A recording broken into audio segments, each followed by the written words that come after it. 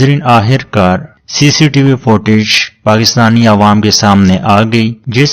वक्त इमरान खान के ऊपर हमला किया गया तो उसके बाद चंद मिनट के अंदर अंदर एक वीडियो रिलीज हुई। एक बंदा ये इकरार करते हुए पाया गया कि मैंने इमरान खान को मजहबी शिद्दत पसंदी की वजह से या मजहबी गुस्ताखी की वजह से कत्ल कर दिया। अब उस थाने की फुटेजेस, सीसीटीवी फुटेजेस सामने आ गई हैं, जिसमें आप देख सकते हैं कि डीपीओ गुजरात जो हैं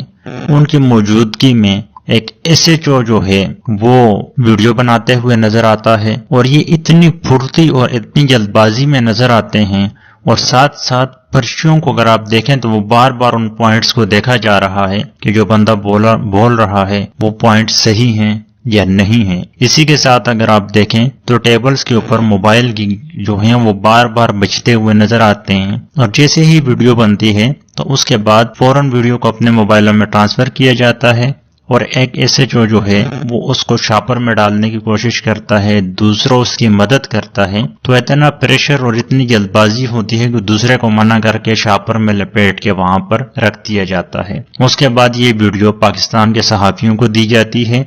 और चंद घंटों के अंदर अंदर इस केस को फारिग कर दिया जाता है कि ये तो मजहबी शिद्दत पसंदी का एक केस था। इमरान खान के ऊपर गुस्ताखी का इल्जाम लगाया था और मारने की कोशिश की गई थी, जिसका पस मंजर कल फवाद चौधरी अपनी प्रेस कॉन्फ्रेंस में बता चुके हैं कि ये डीपीओ जो है वो जेआईटी में आने से इनकार कर रहे थे। हत्ता कि ये वाली सीसीटीवी वीडियो भी नहीं दी जा रही थी, बहुत मजबूर करने के बाद दी गई। अब सोचने वाली बात यह है क्या है वो कौन बंदा था जो डीपीओ को इंस्ट्रक्शन दे रहा था, जो एक प्लेन मर्डर को एक